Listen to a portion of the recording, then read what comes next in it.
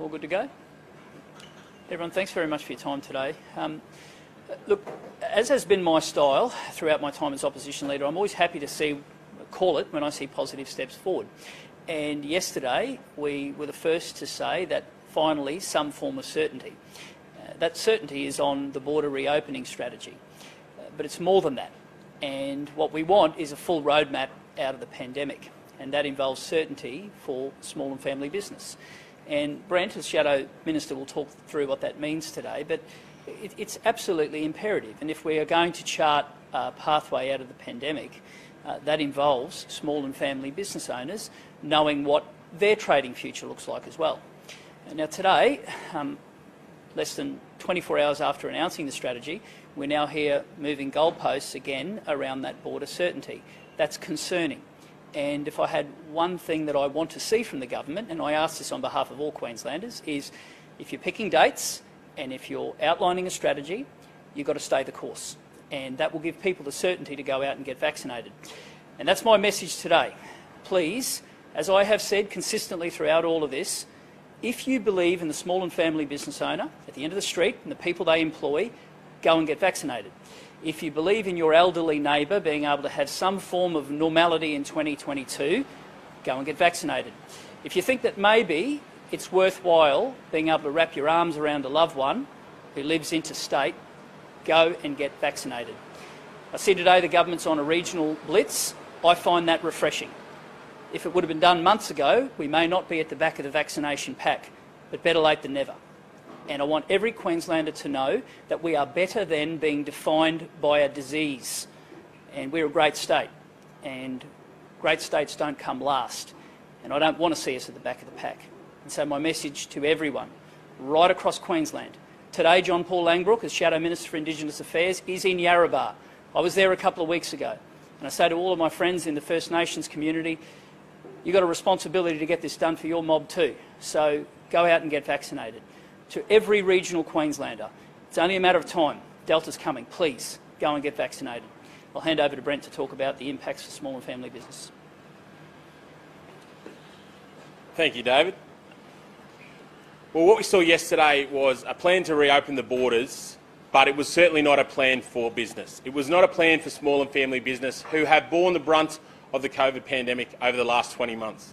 Businesses like Solbar here who have and continue to live with considerable restrictions that are impacting their ability to trade and to survive. What we need to see from the government is greater certainty, greater clarity, greater certainty so that businesses know that they are able to invest, trade and grow and that Queensland can flourish. At the moment, the entirety of the burden is falling on small and family business and it is simply not good enough. Yesterday we saw a plan to reopen borders. We then today saw shifting goalposts.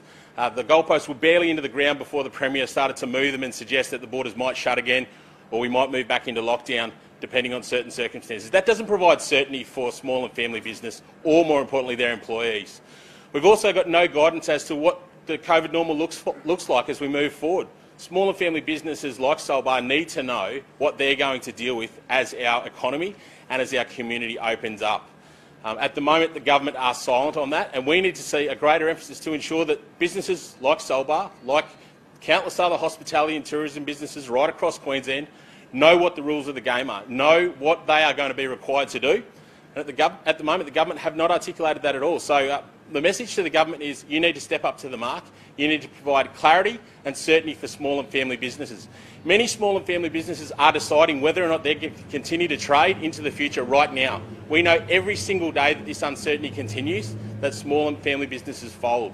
People walk away, employees are laid off, and the community loses a part of the fabric that makes up our communities right across Queensland. And it's time for the government to step up to the mark, provide that clarity, we need to see it sooner rather than later. We should have seen it months ago. Unfortunately, we still haven't seen it, and it's time for the Premier to stop making media announcements and focus on the detail so that small and family business are able to flourish.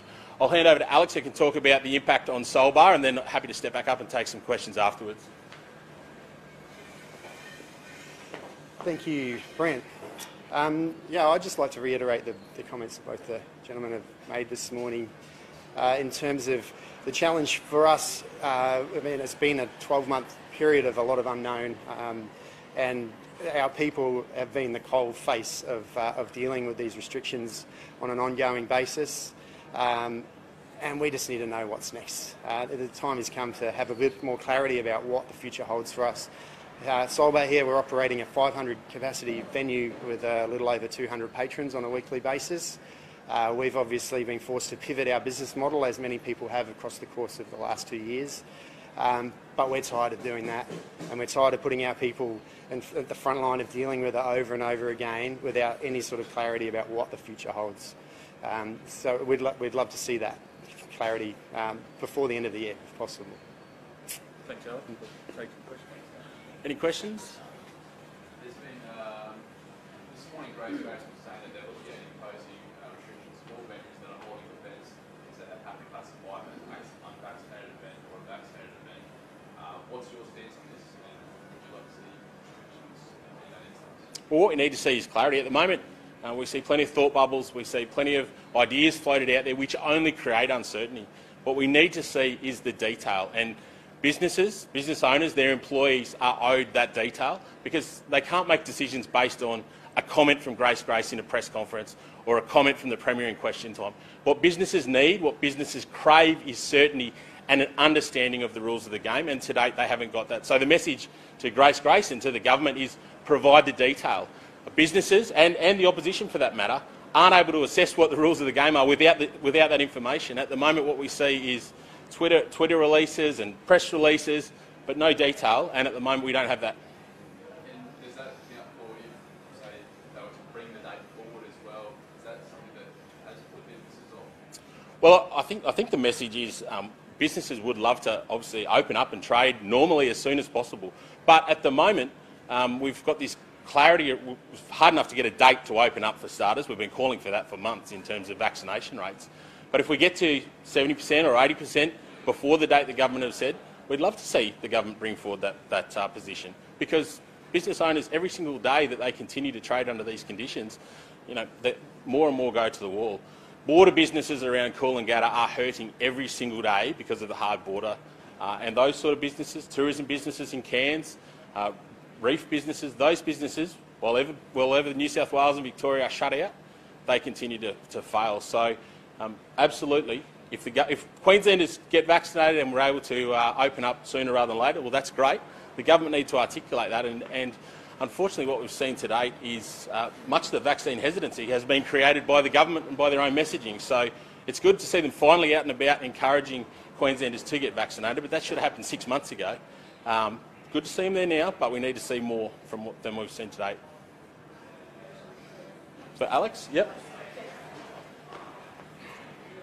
I guess having this date now set in place that the border will reopen, is that promising news to you? I know we hear from accommodation providers that having this date now means that they can take forward bookings, but obviously that's not really applicable to venues like yourself.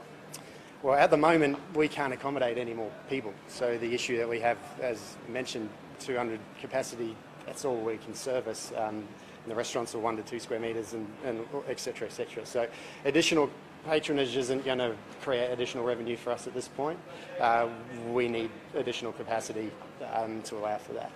What would you like to see in terms of capacity for this venue? Oh, look, I understand that it needs to be sensible. Before the lockdowns in July, I think we got to a 3 to 4 square metre ratio. We can make that work. Yeah, look, I mean, ideally we could be back. We'd love to be back to normal, but we understand that it's a difficult time for everybody. So that at least steps forward. I think the fact that we feel like we're in this holding pattern. Is it going to be a lockdown? Are we going to get relaxed restrictions? Nothing ever seems to get announced. That's creating anxiety. It's a challenging operating environment, and it's tough for all of our staff with all that unknown. So yeah, we just like some more clarity around that. On the vaccines, talk will no doubt now turn to the vaccinated and the unvaccinated as we start to open. Have you had thought as a business at all as to whether you'll be welcoming everyone or just fully vaccinated people, or are you looking towards the government for that sort of guidance? So over the course of the last 18 months, our front of house people have been subjected to a fair torrent of abuse at certain levels and around sit-down stand up, take your mask off, put your mask back on. It's been challenging for them to this point. To then have them try and tell an anti-vax person that they're not to come into this venue, I don't think that in good conscience I can do that. I can't expect them to do that. No, that wouldn't be. That's not fair. And that's not our job. That's not our responsibility. Would that require extra staffing if you were to employees? Possibly, but I mean that's the other issue that everyone's having. There's a labour shortage currently, so extra staffing is not that easy to come by, and it's a tough gig at the moment. It's hard work. So, yeah, look, I don't think, and I'd have to talk to my business partner about this, but my position would be that I won't be asking my staff to refuse entry to people that aren't vaccinated. Okay. And so, do you support, I guess, the idea of mandatory, a mandated vaccine entry into venues to transfer people on and get vaccinated? I don't support small and family business owners and their staff becoming COVID cops. And if the government wants to take a decision, you can't constantly dump everything on small and family business and their staff. And that's been my consistent position throughout this pandemic, is that government has made rules and it's been for the greater health good, and I accept that, and business accepts that. But you can't constantly keep asking small and family business owners to bear all of the cost, all of the anger. You can't keep dumping everything back on that engine room of the economy. So my position's really clear, and that is that it shouldn't be small and family business owners who have to turn themselves and their staff into COVID cops. Alex, over to you. Alex Johns. Yeah, it's easy. Yeah, yeah, Kona.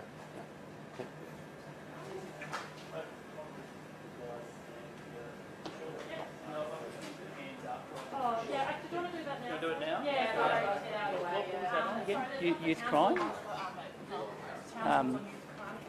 Sure. Well, the figures today are startling, and it shows the revolving door that the youth justice system has become. And when you have dozens of young offenders going through time and time again, that's a cause for real alarm. Everybody deserves a second chance, but a 30th chance and a 50th chance, at some stage we've got to get to the point that there are some young people who are just not responding to the weak laws that we have. And we can't keep putting the rights of the perpetrator ahead of the rights of the victim.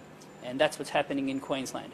These little buggers know their way around the Youth Justice Act inside out, and they treat it like a laughingstock. They're doing burnouts in front of the cops.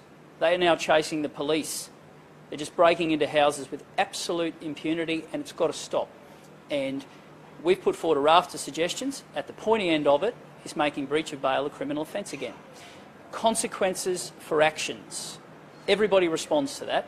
So if you are given bail, and that's a privilege, not a right, you have to comply with those conditions. And you shouldn't have to wait for somebody to steal another car or break into another house before they're held accountable. And these figures expose it as bear can be. The youth justice system in this state is an absolute joke, and it has to be fixed. Well, I heard those comments today, and I find it a little disappointing. A politician in Brisbane who's never been in small or family business telling mum and dad operators that they've never had it so good, that's not the positivity and the pathway out of the pandemic that I want to see.